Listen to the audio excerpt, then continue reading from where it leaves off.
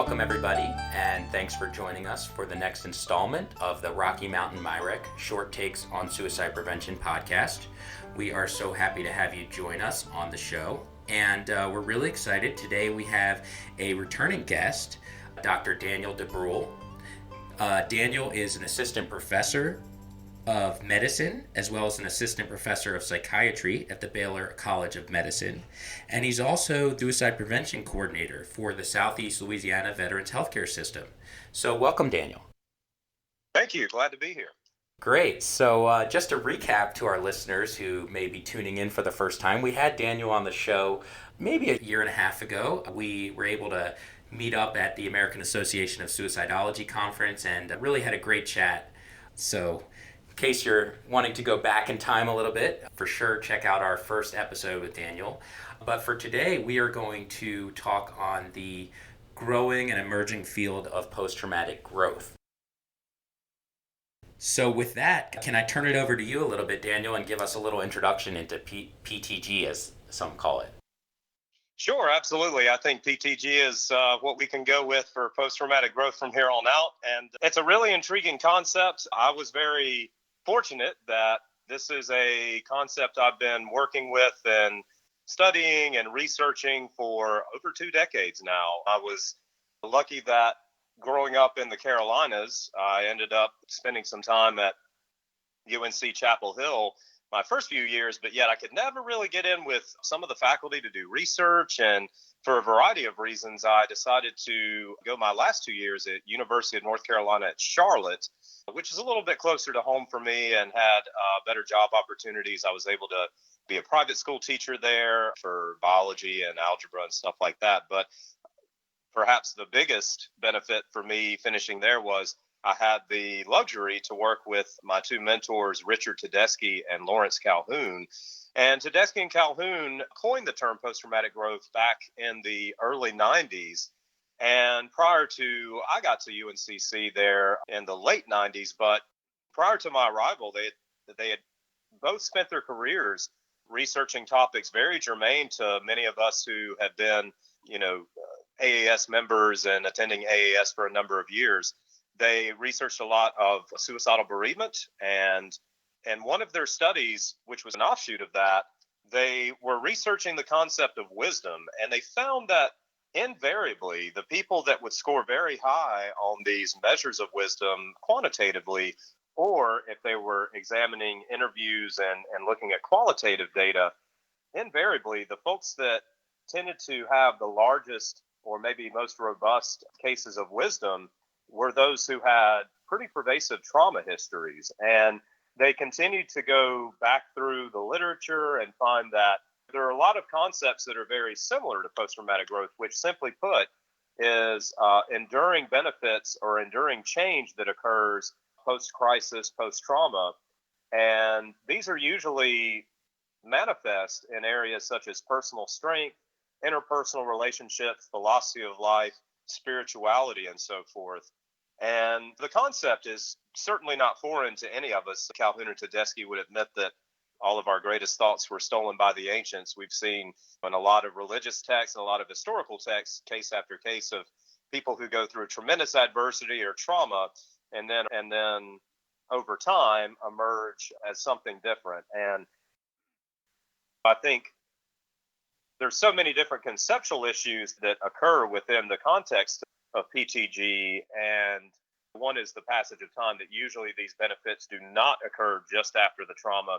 You may, in many cases, take years.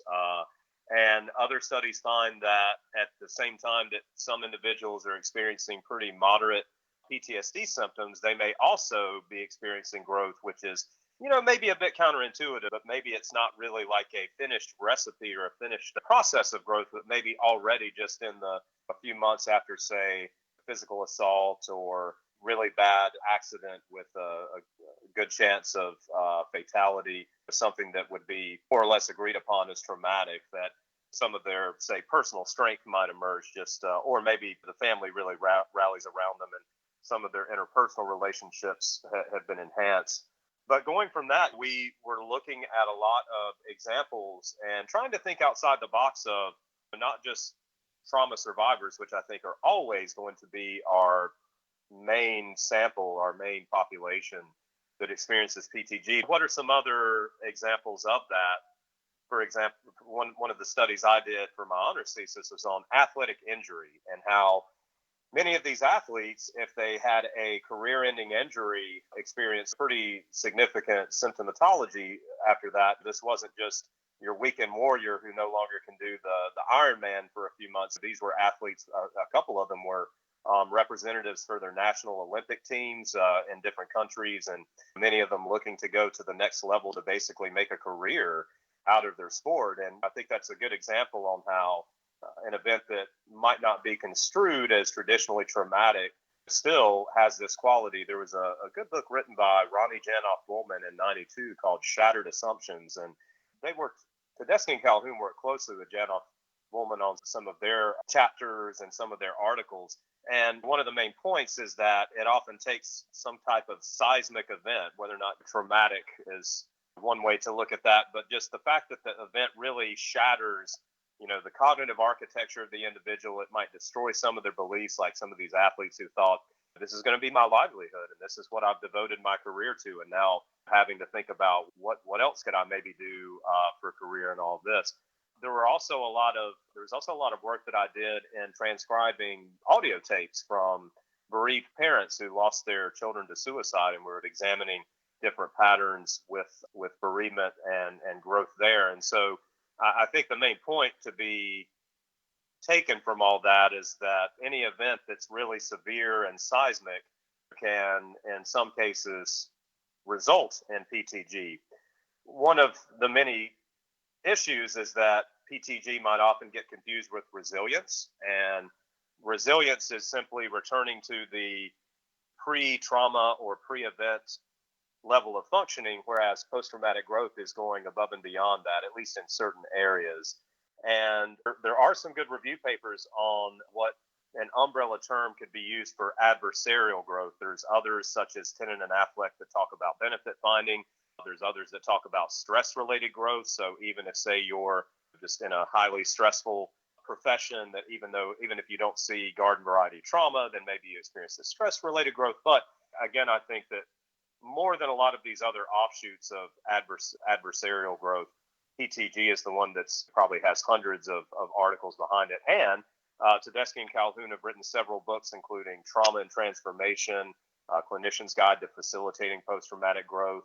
And then actually for any of our listeners who are like myself and work a lot with survivors, they've also authored a really good book on bereavement for parents if a child dies by suicide or any kind of other traumatic means. So that's a little bit about the background of PTG. And it's interesting that both my mentors and many of us and many colleagues in the field bridge that gap between trauma and suicidology. Those are ever since I was in undergrad there with them and throughout grad school and my career, those have been my two areas of interest. So it's nice to see them intersect.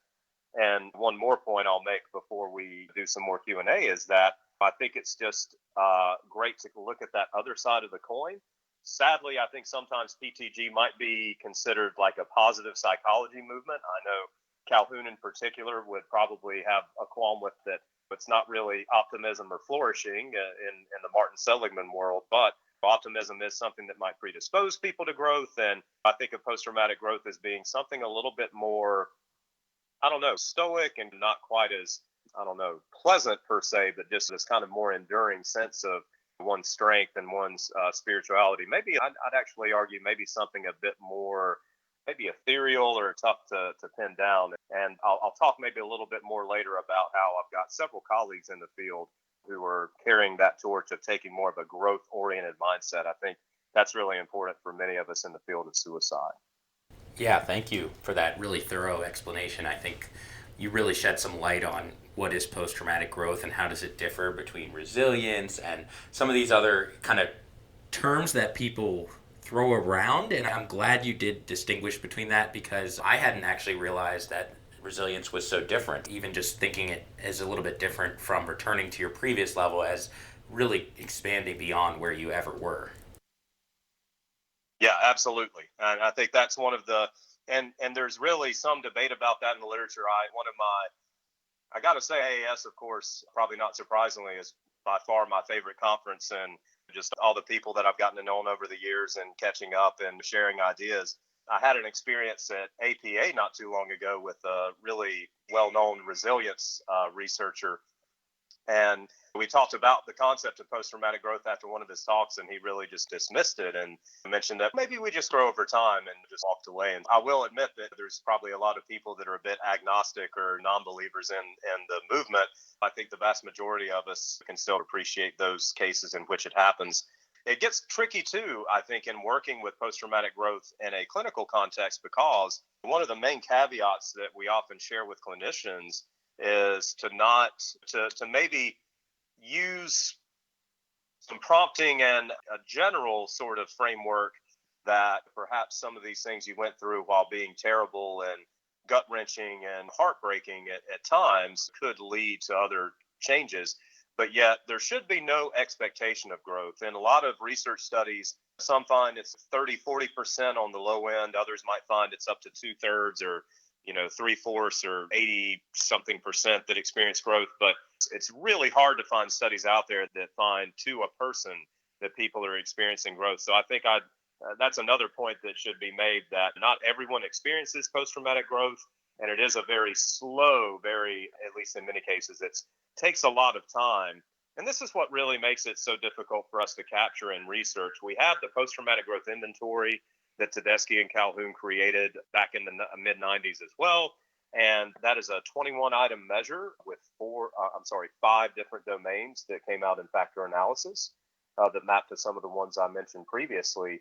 And yet we also have a shorter version and then a more comprehensive version. And I believe in Japanese, as well as a few other languages, the post-traumatic growth inventory has been adapted. The conceptual issues that come up, though, in many cases, is that if we do an intervention like I did in my master's thesis, where I had college students journal about their trauma and use the Pennebaker writing paradigm or expressive writing, you usually aren't going to see much movement in post-traumatic growth over the course of just a few months.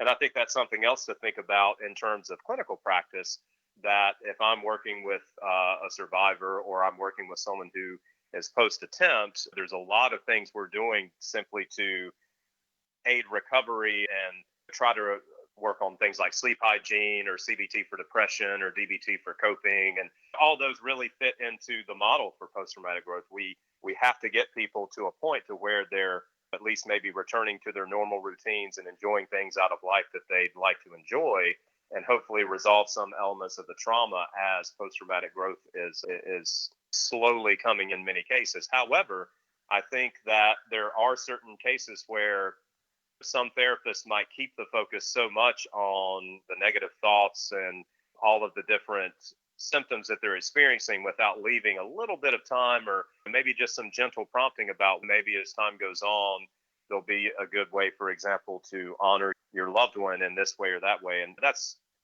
something that I find really intriguing about post-traumatic growth in the context of suicide in particular.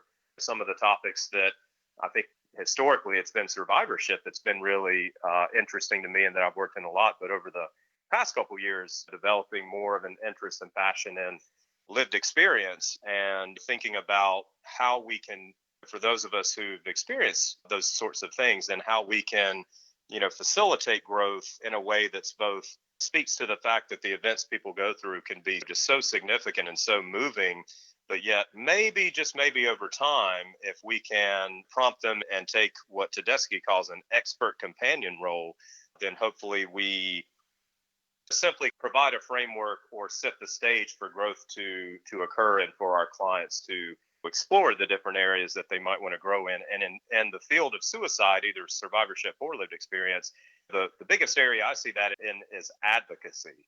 So many people, and maybe I have a bit of a biased sample because of the people that I'm around that are doing just, tremendous things with their work. But yet I'm curious to see over time if we have more empirical studies that might highlight how post-traumatic growth might manifest a little bit differently, or maybe a little bit in newer areas than you might think in other more traditional forms of trauma. Yeah, I'm really glad that you are transitioning into talking about post traumatic growth in the context of suicide. I feel like I'm really interested in that, and I feel like that's how we recently connected as well. Our group at the Rocky Mountain MyRec was organizing a Survivors of Suicide Loss Day event, and actually that's how we reconnected as I was reaching out to the group of among the AAS listserv subscribers and trying to learn a little bit more about how people organize their events and what types of content they incorporate in. And so I want to say two things about that, and then I'll let you jump back in. So one is this idea of advocacy, I think, is really important and interesting. Even the videos that they feature during these events, and just over and over again, people who have really taken it under their wing that they suffered this really difficult loss in their life, and they want to do something about preventing suicide. And I'm very interested to hear you comment a bit more on that. And then the other piece was that how the arts are incorporated into post-traumatic growth, and art can take so many forms, and the one that interested me for this purpose of this event is music, but also just curious about having you touch in on what are some ways that people transform that post-traumatic growth into healing and recovery and finding new meaning, and how the arts specifically are incorporated into that.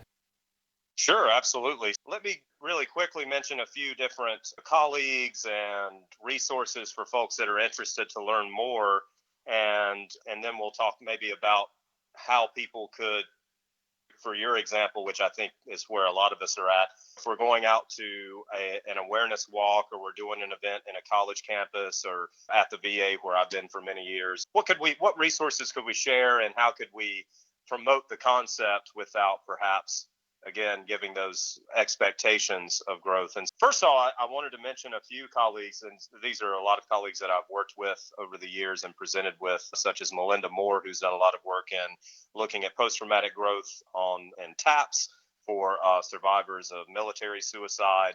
And I believe she has a website on post-traumatic growth if any of you would like to access that.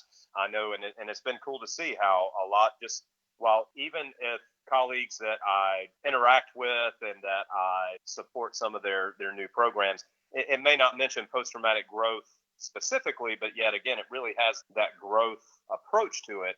The one that I can think of right now is Eduardo Vega, a friend of mine who has his new Growing Through peer support program. And then I also wanted to mention, of course, Julie Sorrell, who one of our past presidents, and Chris Rapeau, who I've worked with for a number of years, going back to our time at IU South Bend. They've authored a few works as well, looking at post-traumatic growth and suicide survivors. And I think, sadly, there isn't a ton of studies, empirical studies on attempt survivors or those with lived experience specifically. And there are many studies where they might comprise a small percentage of the sample that was being examined. But I also wanted to mention there are some resources. There's a lived experience camp supporting post-suicidal growth. This is a group that's maintained by Dr. Quincy Lazine. And so feel free to check that out for any of you who have interests as well. So again, it's really neat to see. And this is something I probably haven't shared with anyone at this point, but among the many really interesting and very personal conversations that I would have with Tedeschi and Calhoun about the concept, and how I could continue to work in the field and promote these kinds of this concept. Calhoun had said to me right before he retired that, well, if you are going to do something in the field, there's been so much done on post-traumatic growth, you may want to think about maybe rebranding PTG, maybe calling it something a little bit different that might speak more to maybe a newer generation. And I think that's happening. And that's one of the many things that definitely builds my passion and interest in the field. In terms of the doing like a walk or some type of awareness event, I think at this point, I don't know I think it would really vary. I got to say again, it can be such a delicate process. For example, one of the clients that I was working with had gone through a pretty significant, what many would conceptualize as a complex trauma.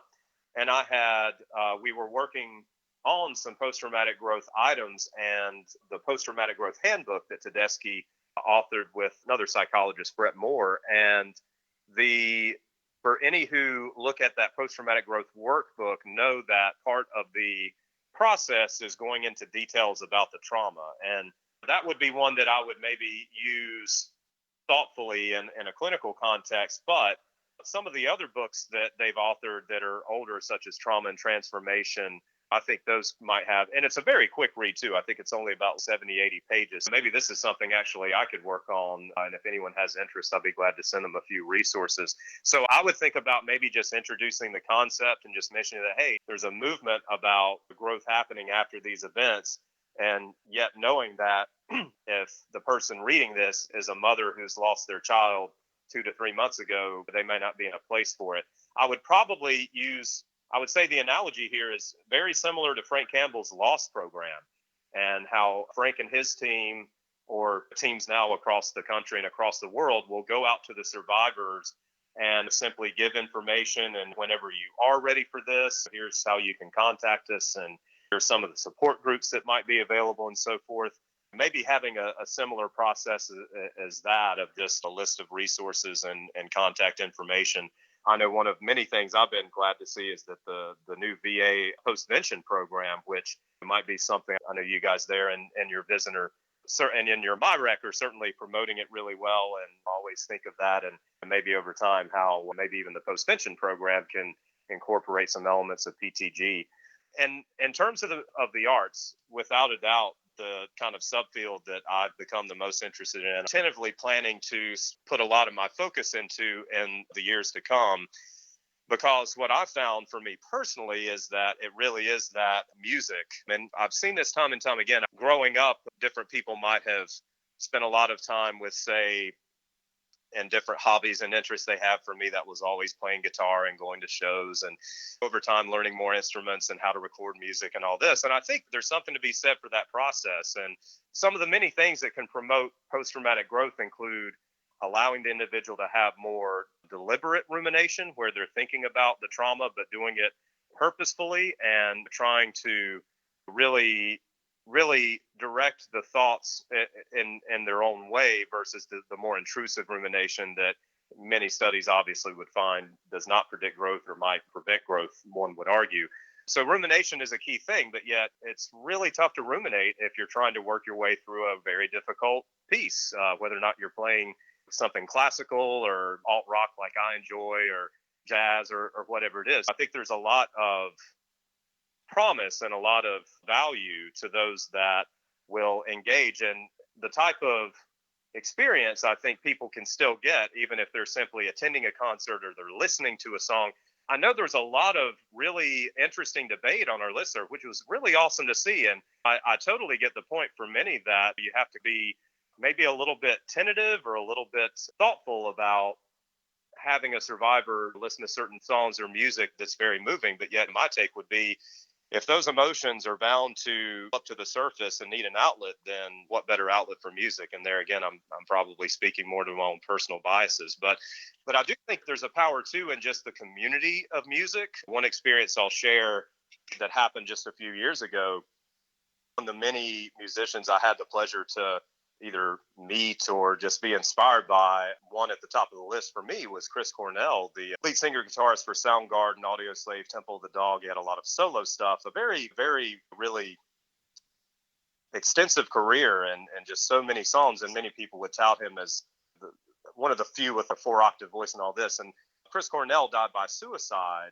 It's been over 2 years ago, and I think many of us were just really struck that this is at a time where many others from his generation had fallen victim to suicide, like Kurt Cobain, or to drug addiction like Lane Staley of Alice in Chains. But yet Chris Cornell was one that seemed to rise to the top, and he had family, 2 kids, and it's the typical case of no one could really see it coming, but maybe in retrospect we could. And in the aftermath of that, I think I'm not sure what resources are out there when you lose your hero to suicide. That's something I'm curious about. But we had a band page where there was about 10,000 members, and a lot of us were just sharing how tough it was and how much it was so unexpected. And it was really interesting. I think a lot of people probably, even though it may not be someone that they actually personally knew, they felt the sting as if it was someone that really, for whatever, was like a mentor to them or had this personal contact, because the emotional content of the songs was very heavy. And so I think many people like myself resonated with that.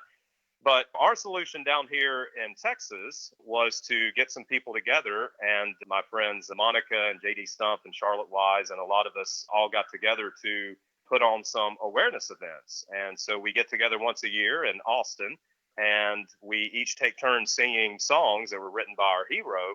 And we raise money for, I think last year we raised it for the local, it's called HAM, the Health Alliance for Austin Musicians. And then the year before, we raised funds for NAMI, for the local NAMI chapter. That's something that, and for other people, it might look something very different. It might look like a bike tour. It might look like an awareness walk. It might look like, if people are really into their church, it may be organizing a yearly event that's similar, that speaks to awareness at a place of faith. But in many of those cases, I think music and the arts is the common denominator. And can't really say enough that even for many of us there was a big show in Los Angeles featuring a lot of musicians. And so several of us from around the country got to go there and meet up. And so I think that's really key. Obviously, survivors might feel so alone, but when it's someone that many people knew in a public setting like that, I think there's a lot of ways to go around it. But in a more general sense, yeah, I think just engaging in the process and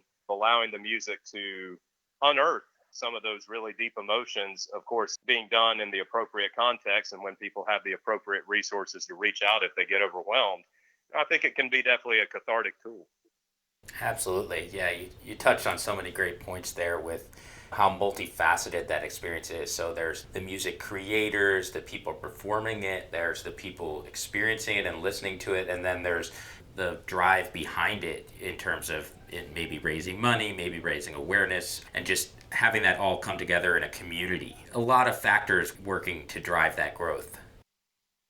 Yeah, absolutely. And I think that's also where the literature hasn't been too replete with information. I think there's a lot for the individual survivor to consider, but yet how we can, really scale these on a community level, I think that's one of many future areas that we should be thinking about.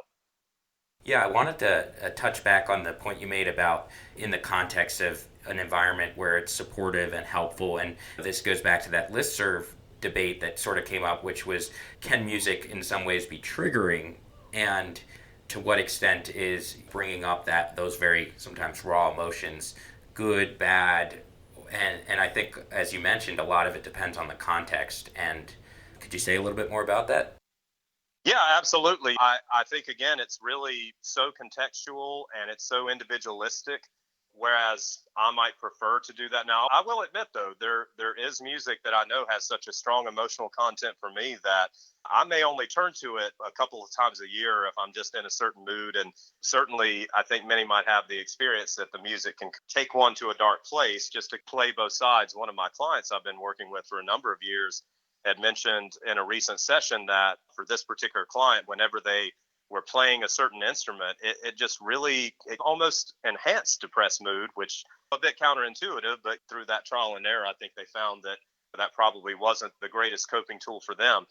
In terms of trying to package something that might be effective for some, but yet also give that kind of cautionary indication, I know for many years, for those of us in the VA system, what we often do is we may have, say, a handout for our new whole health program, and we may say, hey, here's Tai Chi classes, yoga classes, and so forth. But yoga is another great example that many people probably traditionally think, oh, it's got to be helpful and it couldn't be harmful. That's probably not the case. Injuries can happen in yoga, and people get dehydrated after hot yoga classes all the time. And so we have to just have that disclaimer. And I would think that don't quite know what the correct terminology might be. Maybe some other people could weigh in on that. But I think to provide a list of either songs for a given survivor or just the general promotion of using music and that to heal, but just to let them know that, hey, play around with this. You might find that if it's making you a little bit emotional, but yet gives you that sense of relief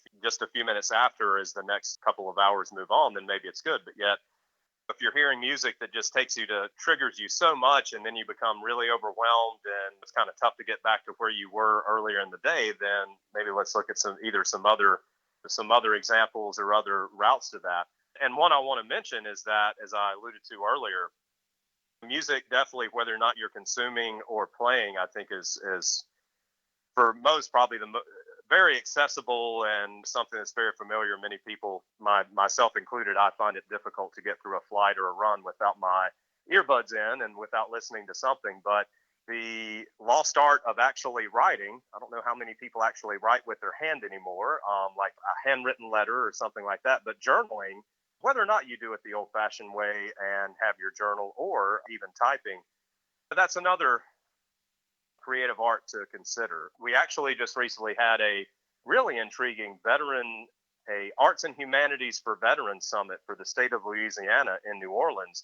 And that's one of many reasons I've decided to take this new role, that being in a city that's just, the music just bleeds out of the city in New Orleans, as well as a lot of other arts. And it was really moving because we had one veteran, I believe his name is Jeff Key, and he did some spoken word. And I read poetry all the time, and his work about the children's faces in Iraq and how the animals and the children are his teacher was just really profound. And then another veteran displayed some of her paintings that she had done. Another veteran, you might not think of this, but another veteran did some comedy. And so I really think that it's just finding your medium. Like most musicians have to find their instrument that they can really speak through. I think for survivors and people dealing with lived experience, I think just finding any kind of creative art that might really speak to that person's interests and who they are, and maybe allows them to communicate some things that are difficult to really say in words. Those paintings did it, the poetry can do it, even some journaling and writing, and maybe for some they take it a step further and do a short story. Or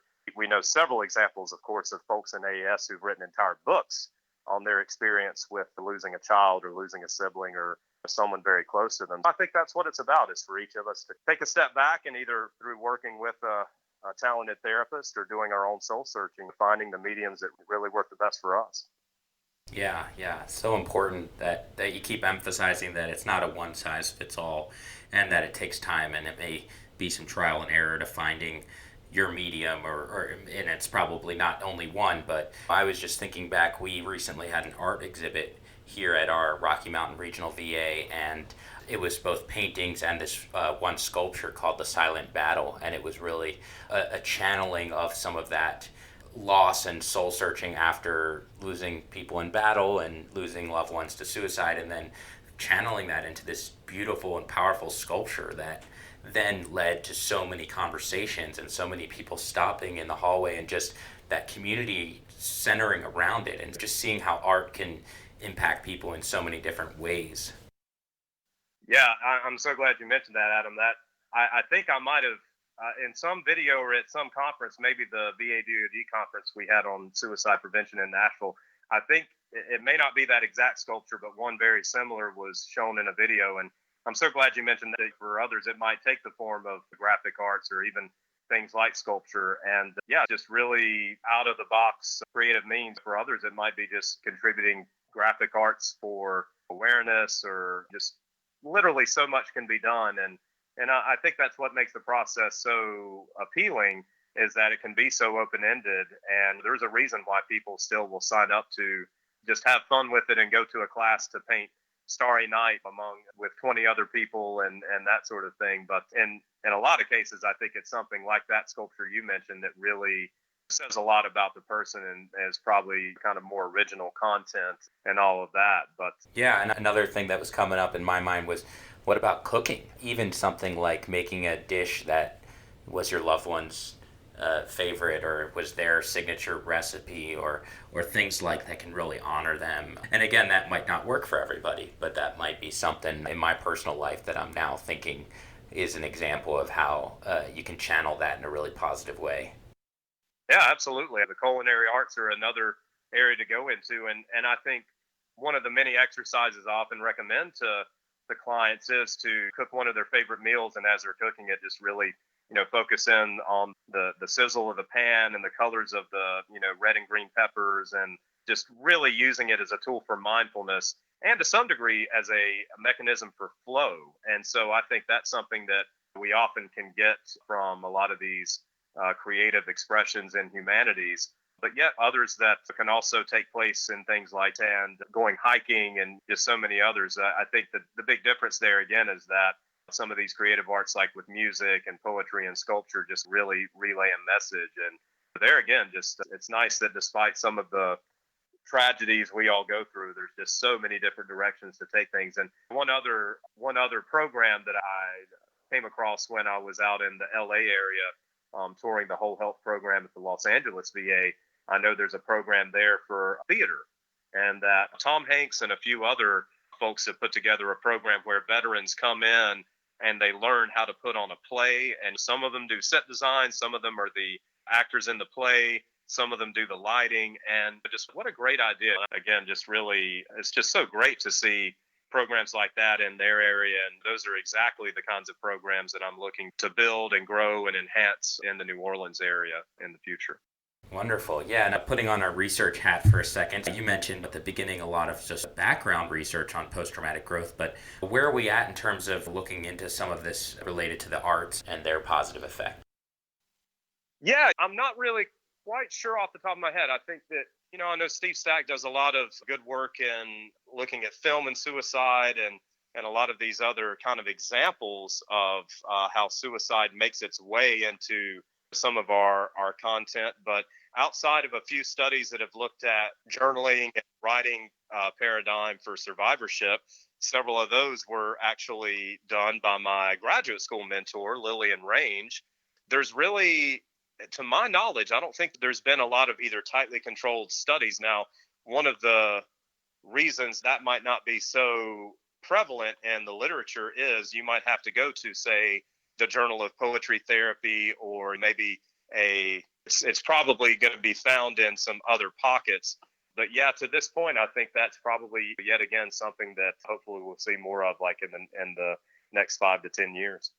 Excellent. Yeah, I think that theater example you brought up was a really interesting example. Having so many people played so many different roles and coming together to build this bigger piece, and seeing how maybe over time, if you could figure out how to turn that into a longitudinal study, just throwing some ideas out there, but really interesting. We were thinking here, Daniel and I have been throwing out some ideas that have maybe helped us along our journeys, and we really would be curious if any listeners have any insights into what's worked for you, and we'd love to hear from you. You can certainly email me, and that is adam.hoffberg@va.gov, and we'd love to put together a little bit of ideas that folks share. So if you have any ideas, ways of post-traumatic growth that have worked for you in your journey surviving after suicide loss, or also surviving after experiencing suicide or going through a crisis, we'd love to hear from you. And with that, I want to turn it back over to Daniel just to see if you have any closing remarks or parting words to help us round this out. Sure, absolutely. In reference to what you just mentioned, Adam, I think that's a list. And again, those are some of the things that really inspire me, or just hearing from other people what's worked well for them. And in fact, one of the clients I'm working with right now who faced a traumatic bereavement, his mechanism has been opera. So it's really fascinating just how specified and just how unique they can be. But in terms of final words, I think, again, this is something that we've got a small group of us championing in the field. And it will just really be interesting over the years. I think that from a research perspective, the things that we lack, and these are also the kinds of things that I know Tedeschi and Calhoun and I have talked about over the years, is having really good longitudinal studies of PTG, because this is a concept that's very enduring and usually occurs over a long period of time. We really need longitudinal studies as well as prospective studies where we might, say, give wide variety of people measures at a given time, at a given point in time, and then we go back a few years later. We sample the ones who unfortunately may have experienced, something traumatic, or had a really significant bout with suicidality, and then we track those patterns of growth. Those are the things that are really missing for us at this point. But there again, just like we were talking about the creative arts, I think the flavor that post-traumatic growth takes with each individual can be very idiosyncratic. And I think I want to make also a grand point that some may say that despite what the clinician might say, or what the books from Tedeschi and Calhoun might say, they will stand fast to the notion that I lost my daughter and I just could not find my way back. It will forever be, and I can completely respect and understand that. And I'm really not quite sure where a clinician should go with that, given that even if you think growth might be possible, again, for certain people, it just doesn't seem to emerge, or maybe it just emerges really slowly. But I think for the vast majority, just at least introducing the concept to them when the time is right. And there are some really good materials from Dr. Tedeschi. If anyone would like to see some of the slides, I presented this topic for some of the national CBOT grand rounds in the VA and for Baylor College of Medicine here. I'd be glad to share those. And again, feel free to check out some of the work from some of our colleagues. I will mention too that both Calhoun and Tedeschi have I know Dr. Calhoun is retired and Dr. Tedeschi still sees patients and all of that, but yet what's really exciting to me is the next guard. People like myself and Dr. Vega and Dr. Lazine and many of it, Dr. Moore, of course, Dr. Dupeau and Dr. Sorrell, just thinking about how we can continue to promote this concept where your garden variety suicide survivor or your garden variety Vietnam veteran, whenever we just give out the PTGI, as we do also we have a manualized treatment that we've been using in the VA system that a few colleagues have adopted, which has been great to see. But sometimes on just the first session, we give them the PTGI and encourage them to think about how their experience of combat might have actually enhanced their life. And it's just so moving to see how people will say, wow, I never really thought of that. But now that I reflect on it, but yeah, it's allowed me to not sweat the small stuff as much. I might still have my PTSD symptoms and all the other scars of war, but also with that, I might have a newfound sense of strength or a newfound sense of spirituality, or how it can relate to others in my life and to the community. Those are the things that I think make the job really rewarding and really worthwhile.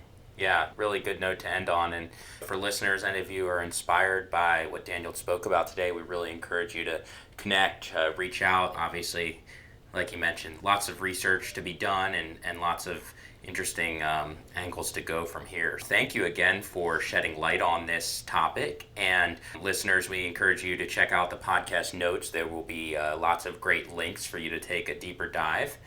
And thank you again, Daniel, for providing your time and your expertise in this area today. Hey, it's always a pleasure. And I also have really consumed and appreciated a lot of the other podcasts you guys are putting out. So keep up all the good work. Thank you. All right, folks, that's going to do it for today's episode.